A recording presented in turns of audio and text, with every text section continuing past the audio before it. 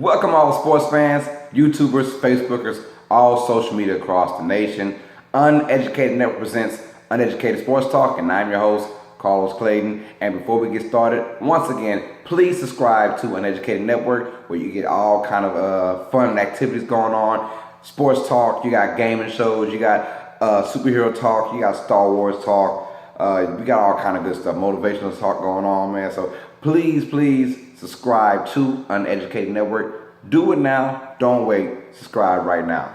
That being said, this is my show, Uneducated Sports Talk. It's going down. We're going to talk a little football, talking basketball, and for my absence yesterday, I did not put out a show. I do apologize. I had a lot of things going on in my life, but I was going to do the Cincinnati Bengals. I'm not doing them. I'm doing two people. That doesn't sound right. Anyways, I'm doing the Cincinnati Bengals, and I'm also doing the Buffalo Bills, part of my 32 for 32 NFL teams in 32 days. I'm just happy doing two in one day because of my absence yesterday. So I will start off with the Cincinnati Bengals, and then I will start off with the Buffalo Bills. That being said, let's go on to baseball news. Before we started off, we don't talk a lot of baseball, but this is big news. Giancarlo Stanton has been on a tear after the All-Star break. You get a lot of those guys who participate in the home run derby and they do damage, or it's just them being that they have that home run derby curse kind of thing, post home run derby. As we have an Aaron Judge who's been kind of struggling as of late with his home run power, but we have Giancarlo Stanton, who's the complete opposite of what's going on right now. The man is killing it. He has hit a home run in 6 straight games. He hit a home run today against the San Francisco Giants, and he is making it look easy. In the All-Star break, after the All-Star break, he's had 34 hits, right? 18 of those hits have been home runs. He's been killing the game right now. So Giancarlo Stanton is showing why he's worth that 10 years, $250 million contract. He has been killing the game right now. They might not make it. They might not make it into to the playoffs. But he is giving Miami a glimpse of hope, because we all know that city as a baseball town is very poor, and that city as a sports town is very poor. They don't really support people unless you're winning. So at least they can go out there and see Giancarlo Stanton maybe hit a home run, because my God, if you're a Heat fan or if you're a Heat fan, you're a Marlins fan or a Dolphins fan, those guys don't come out if you're not doing right, and they all know that. So Giancarlo Stanton is showing it. He's trying to go for the record. The record is 8 straight. The last person to go ahead and maybe attempt that record was Ken Griffey, who hit 8 in 1993. But Ken Griffey Jr. is an animal. But I hope that he continues to stretch in the league now, where it's being dominated by the long ball, not a certain person hitting the crazy amount of numbers, because we've had that several years where 4 or 5 guys just going nuts. No. This is the whole entire league hitting right now 20, 25 home runs. It's like at least 30 of those guys, and it's going crazy. Now, I'm loving the long ball. Chicks love the long ball, right? Well, that being said, Giancarlo Stanton is the alpha dog when it comes to home runs, and he's proven it. That is 44 home runs already. He is well on pace to hit 50. I hope he gets 60 somewhere. I hope he gets 60. It might not happen, but 60 is not hard to fathom the way he is hitting that ball, man. So shout out to Giancarlo Stanton, dude. He's doing his thing, and I cannot wait. And hopefully he hits 7 in a row, and hopefully he breaks it 9 in a row. I'm calling it. Hey, all records are meant to be broken. This one is definitely a breakable record. On to the NBA news now. We all got the schedules to come out, and we will talk distinctly about the schedules when we get to our next show, In the Paint with Red, hosted by Devontae Roan. We will talk exclusively about the regular season schedule, but I'm going to just dive into a little bit. I want to talk about the expansion of the NBA schedule. It starts off a week earlier now. Last year was October 25th. This year starts October 17th. So 8 days earlier. They want to get have a lot more space between games. And I'm guessing they're thinking that week is going to give them space, but hey, here we go. So there's no more 4 games in 5 nights. They've stopped that. They've broken that down. We want to get the players rest, but we want them to not have as many healthy scratches anymore. That was the big thing. We saw a lot of games last year where a lot of marquee games, people were resting people. We had Steve Kerr rest out down his whole starting lineup against the Spurs. We had LeBron just, 7 or 8 healthy scratches, which is unheard of, and it's sad. And Adam Silver even went ahead and said, hey, I will want the ownership to find these guys a little more. And if you are going to sit out, how about you sit out at home? Because crowds, people pay their money to see these star athletes play. And I don't blame them. Now with the extra rest going on, they kind of protected their marquee games. I heard it was 22 big time games, and they protected it. When I say protected, they made sure that those games don't consist of one team being in a back-to-back. It doesn't consist of one team being in 3 games and 4 nights. There's no more 4 games and 5 nights. So they made sure that those games, there's no excuse to rest. Now I'm pretty sure someone will still break that rule or have an excuse to rest people. But now there's no rule. There's no more back-to-backs when it comes down to marquee matches. We don't want to see that. So if you do have a healthy scratch, you're basically just being a punk. Something like that. It's kind of hard to say that, but yeah, it's true. So I love what the NBA is actually doing, and I hope that it's a continued trend to make teams not want to sit out their players as often. It's fine to do it once or twice a year. I understand that. I like that. I understand that. Healthy scratches once or twice a year. But yeah, look, the reason why you make this kind of money is because fans support the NBA. Fans come out, and you want to treat the fans. Now, here I understand resting when it's the last week, maybe last 2 weeks of the season, and you clinched whatever you clinched, and you want to rest. I understand that, but I hate all that resting players middle of the season. You're still, 4 or 5 games out of second, third place. I don't understand. I don't like it. Now, a lot of these star players are resting, and that's the problem. And they're resting for no reason. And me as a fan, I don't want to go ahead and pay my ticket because I guarantee you I'm going to Rockets versus the Golden State Warriors. January 4th is on a Thursday. And if anybody is a healthy scratch, I will be PO'd. I'll be pissed off. And it's the truth, the god awful truth. So I don't want to see that. I pay my hard-earned money to go ahead and watch a basketball game. I want to see all the players there. So shout out to them, man. Now, here we go. Everyone's been waiting for it. This is, I believe, part 9 of part 9 is going to feature 2 NFL teams. But the first team on the docket, the Cincinnati Bengals. We all know they had their struggles last year. After going, I believe, 4 straight years to the playoffs, all one and dones. They go 6-9-1 last year, and very disheartening season for them because they felt like they were always on, you go 4 straight years to the playoffs. You figure, why not 5? You got the same kind of cast going on. Andy Dalton, the Red Rocket, is still, doing his thing in the regular season.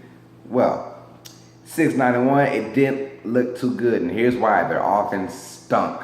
The defense is fine. The defense is always in the top 10, mid-teens. They've always had a decent defense. Their offense this year was horrible.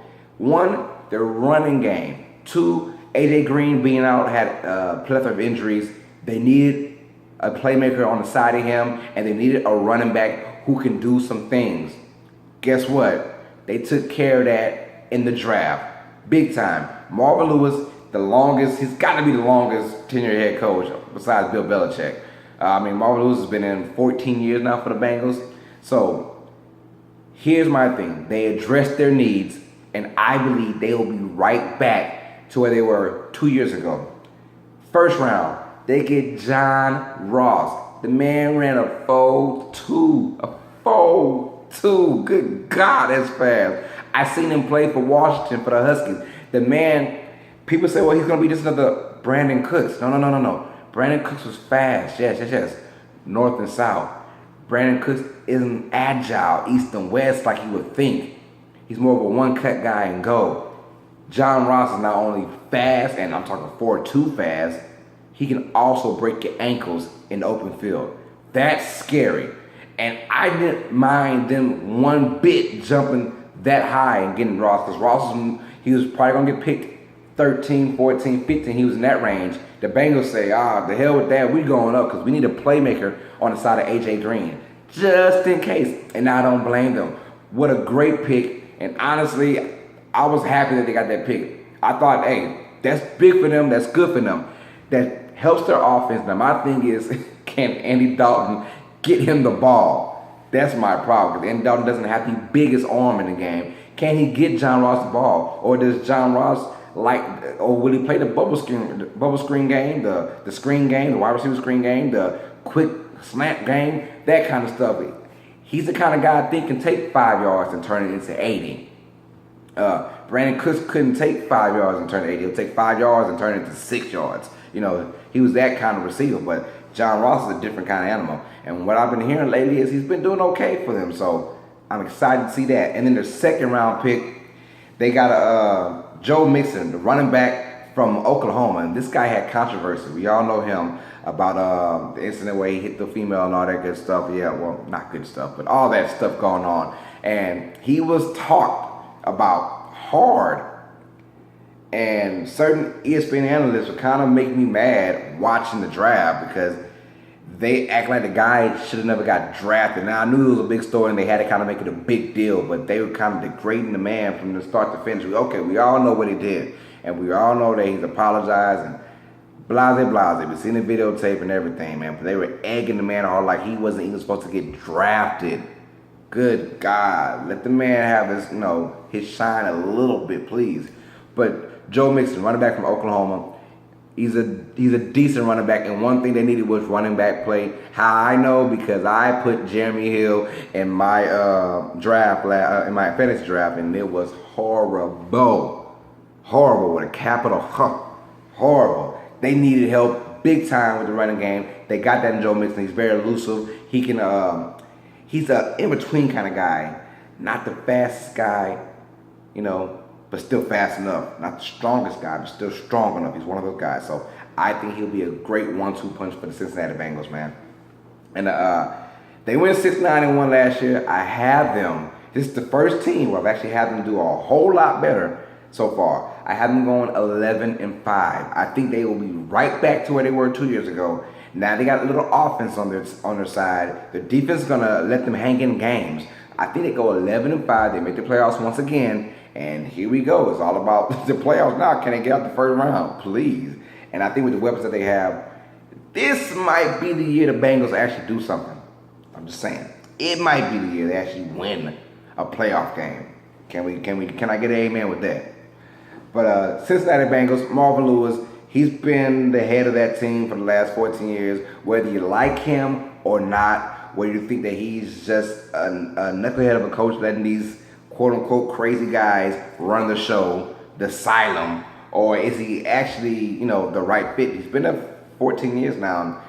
Before last year, they made the playoffs, I think, 4 years in a row. So, give kudos what kudos is, and that's Marvin Lewis. So, that's the Cincinnati Bengals. Now, no one circles wagons, and I mean no one circles wagons, like the Buffalo Bills.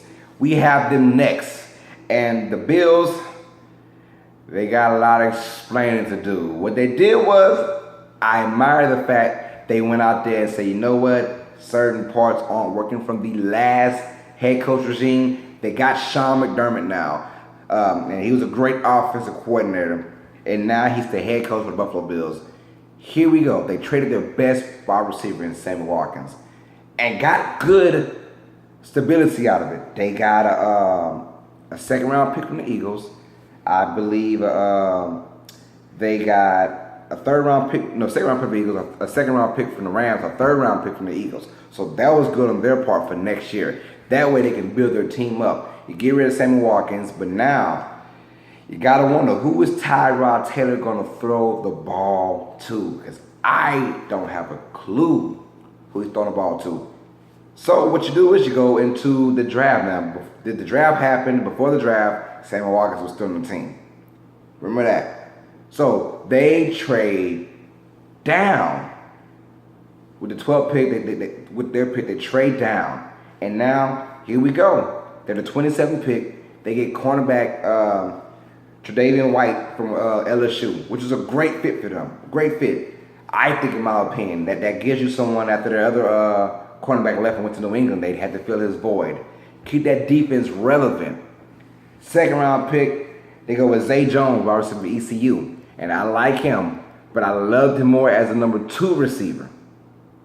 Now, he's the number 1 receiver because Sammy Watkins is gone. He is gone. So, they are building for the future, and I like that. If you're a Buffalo Bills fan, you got to feel somewhat okay with the future because you're not going anywhere this year. Before the Sammy Watkins trade, where did I have Buffalo in? Let me just run in my index right fast. All right, y'all. I had the Buffalo Bills before the Sammy Watkins trade. I had them at 7-9.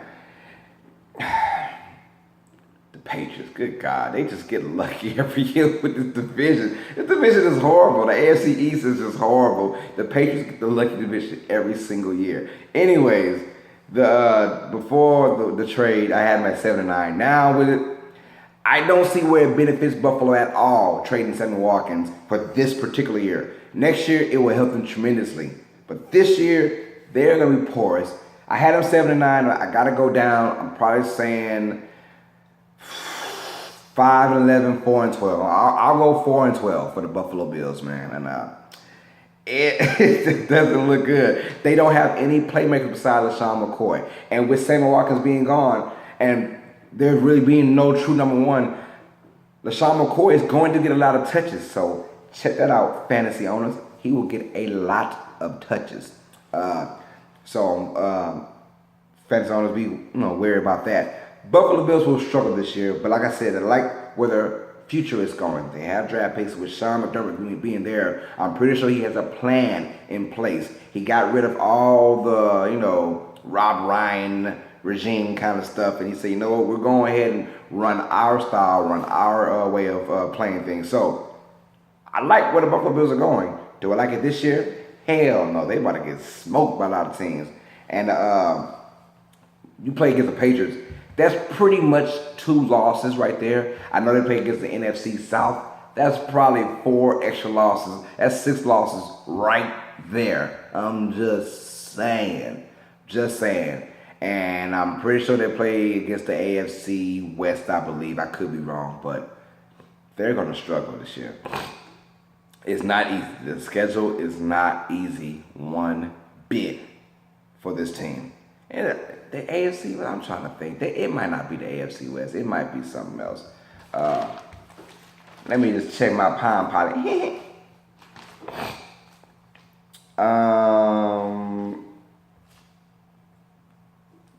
Yep, AFC West.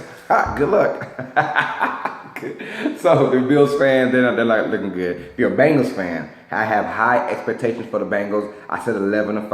I think they make the playoffs, and hopefully they make a little noise if you're a Bengals fan. And if you're a Buffalo Bills fan, well, my pops always tell me when the Saints lost, whether it be in the regular season at the end or in the playoffs where we didn't win. He said, yep, it's always next year. Well, with the Bills, there's always next year, and you guys are going to look good. Not this year, but probably the years coming forward, man. So, like, subscribe, comment. Check me out on Facebook. My name is Carlos Clayton. Check me out on Twitter at Carlos Clayton _. I repeat this, at Carlos Clayton _. We got big things going for Uneducated Network. I'm happy to be the founder of Uneducated Network. I'm happy that we're having success right now. But we need you guys to, it's up to you guys. Check it out. So all I'll say is just check it out. If you like it, subscribe to it. Nothing hurting that. You can see everything, and we got a lot more shows coming out for you guys too on this network. It's not just sports, it's not just gaming, it's a whole network. There's all kind of talk for every person that you can think of, for your mom, dad, sister, brother, auntie, uncles. We just trying to make it universal around this thing. And if you like sports talk, just regular, you know where to go. Check out my show too, Uneducated Sports Talk. Subscribe to that as well, man. So next episode, I don't know who I'm exactly talking about. I want to say, I'm not even going to say a name that I don't want to hurt anybody's feelings. So check me out next. I'll let you guys know in the description who I'm talking about tomorrow's show or next episode, depending on how it goes down. And like I said, tomorrow we are actually doing our roundtable talk of UFC, boxing, Floyd Mayweather versus Conor McGregor fight. So check that out in a couple of days. We're filming it tomorrow. We should have it uploaded within 3 or 4 days. I'll let you guys know, or it will just pop up on your screen, man. So it is what it is. We're doing our thing. Check out Red's top 30, I believe 20 through 16 on In the Paint. That'll be uploaded most likely Sunday. We're doing our thing, man. So I'm happy with what's going on. That being said, like I said, like, subscribe, comment, check us out, man. Uneducated Network presents Uneducated Sports Talk, and I'm your host, Carlos Clayton, and that's always sports fans. You know what it is. Stay smart, stay uneducated. Peace.